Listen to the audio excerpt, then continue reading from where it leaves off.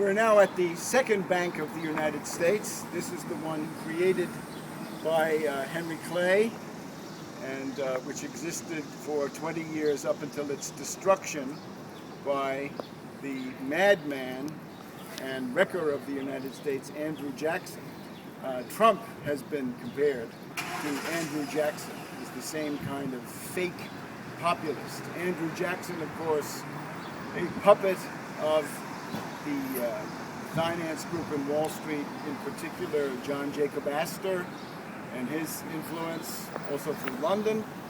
And in the case of Trump, it's the Federal Reserve and Citibank in general. Trump is a billionaire in Manhattan, consummate insider, Federal Reserve of New York Bank, and the television network. So here's the second bank of the United States. Now, in terms of our economic crisis, any economic ideas coming out of the Democratic Convention?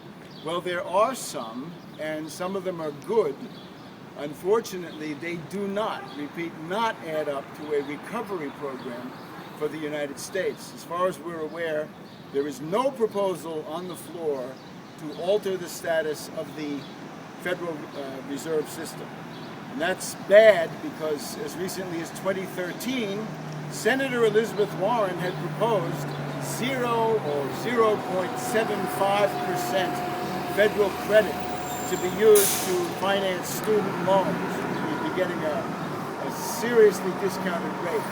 Now, we, of course, demand that it go down to 0% and go on for as many decades as are needed to finally pay this off. There's also no proposal that we know of to tax Wall Street. There's no 1% turnover tax on Wall Street. Bernie Sanders had proposed that in his campaign. He didn't repeat it enough. He never explained it. He never motivated it. He never buttressed his proposal with arguments. But there it was, a small turnover tax, Tobin tax, Wall Street sales tax on financial turnover that would be then used to pay for the free college that he had in his program. The other thing we heard in Bernie Sanders' speech on Monday night was the idea that he had agreed with Hillary Clinton that if your family had less than $125,000 in yearly income, you could get a college education at a state school. And that, of course, is exactly the kind of thing you need. But with all of these reforms, the question is, who pays for all this? Should it be John Q. Public? Should it be the average taxpayer? Should it be a small businessman? And the answer is no. It has to be the same Wall Street zombie bankers and hedge fund hyenas who created the Depression. They created the Depression. They must pay for the Depression.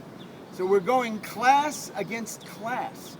We're talking about the finance bourgeoisie in Lower Manhattan, elsewhere, Chicago, Philadelphia, they have it here too, against the average working family. That is a class distinction which we would like to assert. So it's the end of the third day of the convention, and we have one more stop to make.